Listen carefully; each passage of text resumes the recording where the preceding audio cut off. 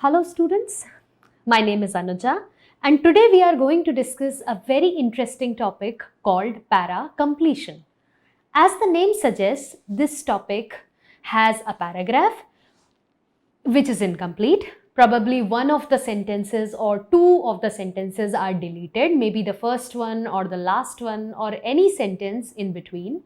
And you are given 4 to 5 options to choose from as to make the paragraph complete. Now, this is one of the common types of checking your comprehension, how good you are at relating the sentences together and understanding the structure of a paragraph. Okay, so before we begin practicing, I must tell you the basic concepts you need to solve this question type. Now, para completion needs you to have a very good understanding of what the author is trying to say. Let us think of it this way, that the author is a storyteller and some part of the story is deleted and you are expected to complete the story. It is not your story. You are not at liberty to say whatever you feel like. You must understand what the author is saying and then you must complete it. So there are 3 very important things that you must know so that you can eliminate the options. Because I must tell you that the options are going to be extremely close. That is how they get you. They will make options extremely close, but believe me, if you can find out these 3 things about any paragraph, you should be able to eliminate all the options and get to the correct answer. So what are the 3 things that I'm talking about? The first one is the theme or the main idea of the paragraph. You must read it maybe twice and try to understand the keywords and what is the main idea that the author is trying to give you. If you do not even understand the theme, it is like you do not know what the story is about. You don't know the title. And if you don't know that, there is absolutely no way you can proceed. So first thing, first effort that you must make is to identify the theme, the central idea. And in fact, this can also be used as a measure to decide whether you should solve this question or not. Because if you are not even able to get the theme, that means you won't be able to complete this paragraph. You should skip this question and invest your energies in some other question. Okay, so first thing is find out the theme. Now, after finding out the theme, your second job is to find out the tone of the author. Let me just give you 3 important categories. So when you are out there to find out how the author is speaking, what is his writing style, just ask yourself this much. Is he appreciating? Is he critical of the subject matter? Or is he neutral? By neutral, I mean that he is doing neither or he is doing both. That means criticizing and appreciating both, giving me a pros and cons list, both of these. Okay, so this is something that you must find out so that your option can be in sync with the paragraph, not just in terms of theme, but also in terms of tone. Because sometimes what happens is all the options are of the same theme as the paragraph. And that means you get no way how to eliminate these. And that's where you use your tool of tone. So you go by tone matching. You choose the option which matches the tone of the author. But let us say even this doesn't work for you. What is the final tool that you have? So your final tool has notice the subsequent sentence. Notice the adjacent sentence. By that I mean, let us say you are trying to guess what the last sentence should be. So you read the second last sentence. Why I am asking you to do that? Because that will definitely give you a structure as to how the author is arranging his ideas. Where is he getting at? Because of course that need to be related. It cannot be something erratic, right? So summing it up for you, whenever you're reading a paragraph, you must identify its tone, theme, and pay special attention to adjacent sentences. If you do these 3, any question of any difficulty, you should be able to get it. Okay, so let me prove that to you by helping you with certain questions and applying these very concepts. But please make sure that you read the paragraph and also all the options, because in English it so often happens that there are good options but there are better options. That is something that is unheard of when it comes to subjects like mathematics. There's the correct answer and then all others are incorrect. But in English it often happens that answers are so close that I'm going to say, okay, this is fine, I'll keep it, I'll think about it later, but I found something which is even better because it's more complete. So make sure that you read all the options before you take the final call. Okay, so let's get started with the first question, guys. So question number 1. The General Electric Company is setting up India's first multidisciplinary research center. Okay, now there is a blank there. And it says it will contribute to the development of multidisciplinary engineering capabilities in India. So far what I know is that this research is going to happen in the field of engineering.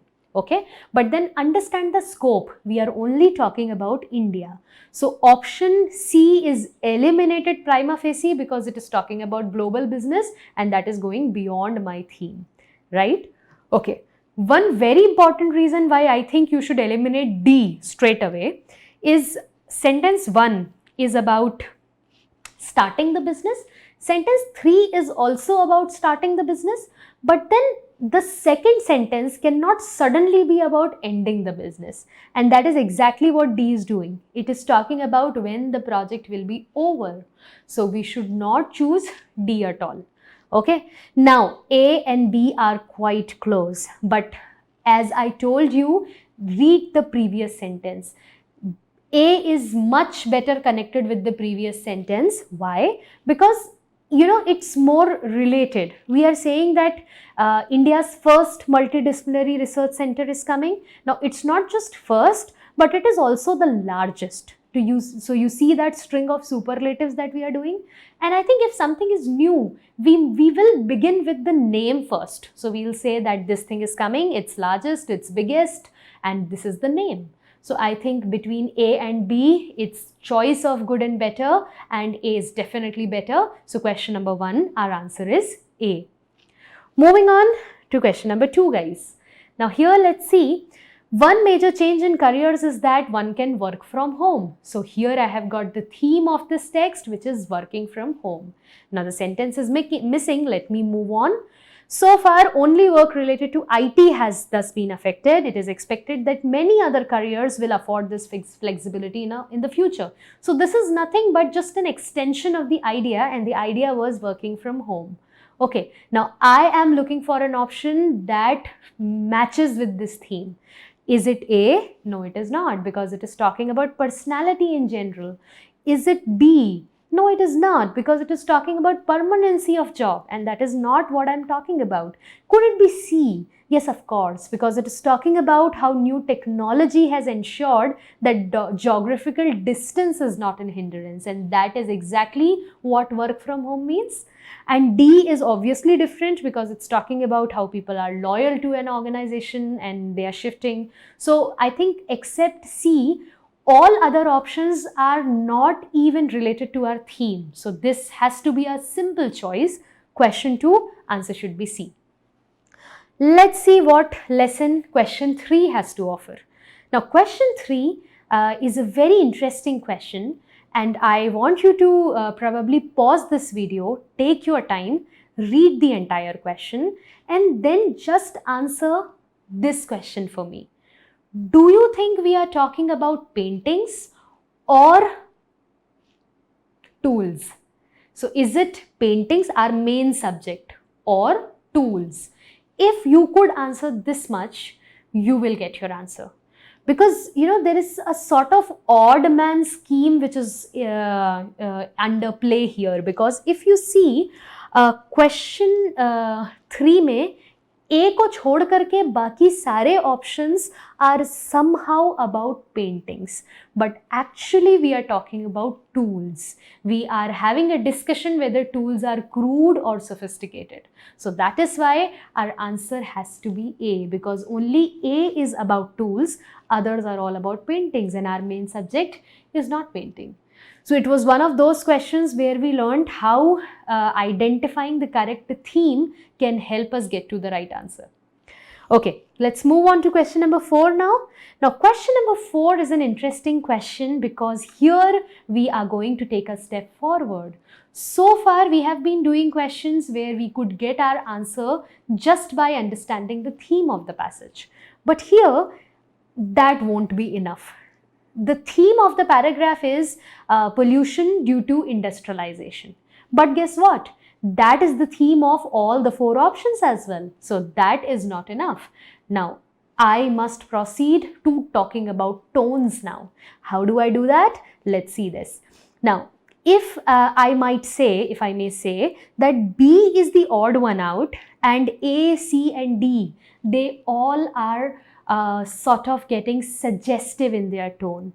By suggestive, by didactic, you issue an advisory sort of to the audience that you should do this, you should take care of this, this is how you should conduct yourself. But your entire paragraph was not suggestive. So to match the tone of your paragraph, which was factual, it was simply stating a fact that this is how things are happening and that's about it. So that job is done by B. And B is that is why the correct answer. So here you got to understand how I can use the tool of tone matching if theme matching doesn't work. Okay, let's proceed to question number 5 here. Now, this is a question which has really close options and that is why I have included this. It is talking about how the number of working women has increased considerably in urban areas. Don't just focus on increase in number of working women, also focus on urban area because that is going to be your hint. Now, it's just an explanation of how the number has increased, so more and more women opting for career-oriented courses and so on and so forth. Now, option A is rejected because it is not talking about how the number has increased of working women, but rather it's discussing how a working woman's life is not easy. Now that is beside the point. We are not talking about the life of a working woman. We are talking about the increase in the number. All right. Now, many people get confused when they see option B because they think that here we are talking about a single woman. Okay, but there is the catch. They think that option B means कि बहुत सारे ऐसे workplaces हैं जहाँ पे एक भी woman नहीं है. But that is not what the meaning of B is. Have a closer look.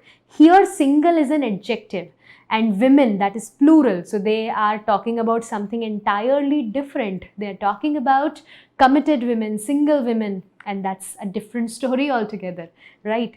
So B is not our option. Now C is talking about why a woman needs to work, because it says if a woman doesn't work, that only a man's salary will not be able to give us a decent lifestyle. But the passage was not about why. The passage was about this is happening, but why was not discussed. So C doesn't exactly matches with the tone of our paragraph, and that is why our only option and the best option is D, because it says even in small towns and villages, most women are employed. Now, we started with the point that in urban areas this number is increasing, and we moved on to villages. So in villages also most women are employed. So this is in sync, and this is also in continuation with the thought of urban areas, and after that small towns. Okay, so we're done with 5 questions. We are going to do 5 more. Here let's go with the question number 6. Now, question number 6 talks about dowry system, and if I may ask you, how is the tone? So the tone is definitely negative. Author doesn't approve of dowry system. He feels that we must eradicate this evil. In fact, if you notice towards the end, he has also become suggestive that we must eradicate this. Okay, so I have to look for an option which is A, against dowry, and also suggestive in nature, and that option has to be A, because it is doing the exact job. It is saying that it's the duty of young men to give up the chance of accepting dowry, even if it implies big financial loss. They must not do it. Okay, so there we go with question 6. Talking about question 7 now. Now this is an interesting one because sometimes they explain an example for so long that we get confused that this is the main theme. This is exactly what is happening in question 7. We are talking about a gas station attendant in the beginning, and we are saying that if he wants to use his mind, he is not going to do that on international affairs because he cannot do anything about those affairs. What he would rather do is something which is fun for himself, like probably watching football or basketball or something like that. Now you must understand the passage is not about this gas station attendant. Gas station attendant is just indicative of a common man, and the passage is more metaphorical that way, that it is talking about how a common man focuses his energy on the things that he feels he can do something about. And football and basketball are just examples of those things, okay? They are not the culprits. It's not that because of football or basketball, a man is not able to watch international affairs, okay? So let us eliminate C and D because they have twisted the understanding altogether.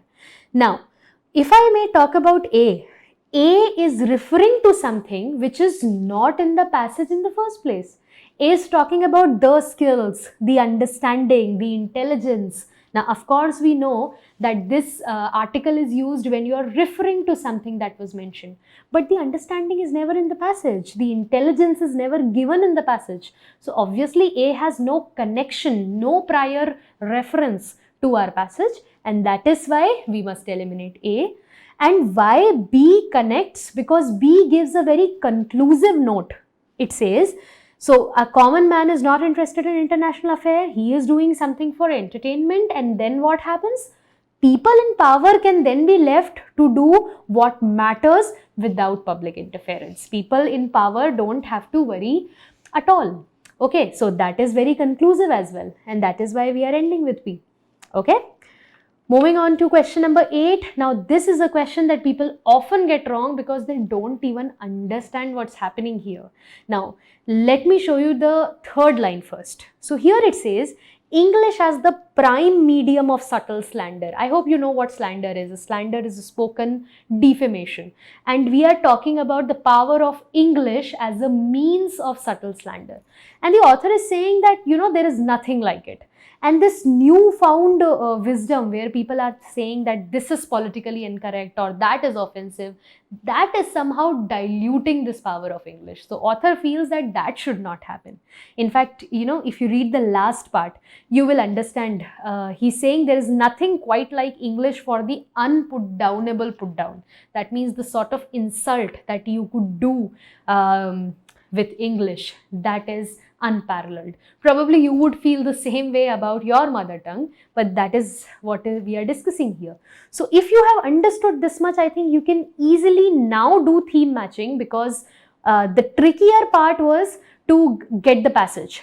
Now the options are fairly easy because there is only one option that talks about that theme, and that is definitely C. Much of its rapier sharp effect. Now it's refer कर रहा है English को. It's like a rapier sword. So rapier sharp effect depends on both sides knowing the vilifying references, and vilifying references again is referring to the slander that we were talking about. Okay, others are simply going irrelevant. If you may pause the video, read the other options, you will exactly relate to what I'm saying. Taking you forward to the penultimate question now. Here we are talking about Bharatiya Janata Party, and we say they always wanted to project themselves as a party with a difference. So away from dynastic leadership and making mass leaders relevant. Okay, so that is how the passage has started. Now understand, when I want to complete a paragraph, I don't want to be redundant. So I don't want to end with something that has already been said. Okay, you getting my drift? So B can't be that option, our option, because B is doing exactly that. It's simply repeating.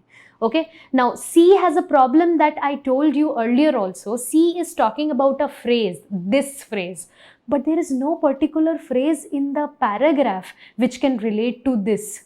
So C is eliminated, B is eliminated, and D has become about a majority of parties, and that is a bit beside the point, and that is why we must stick with A, which is talking about the BJP, which is the party.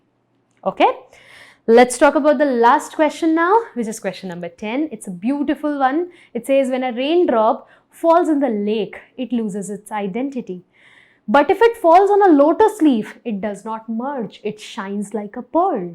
So the moral of this parable, now moral आपको बताना है, complete करना है, ठीक है? So if you have understood this, I think you get it that it's not about the drop, it's about the surroundings, and that is exactly what is written in C, and that is why C is the perfect conclusive sentence for this paragraph.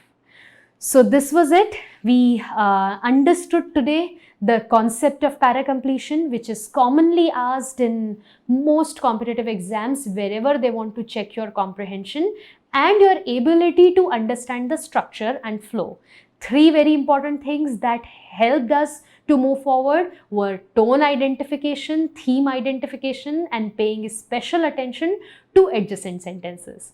And then we applied these on questions. I hope it gave you a very clear perspective today as to how to handle para-completion questions. So thank you so much for watching, and I'll see you next time.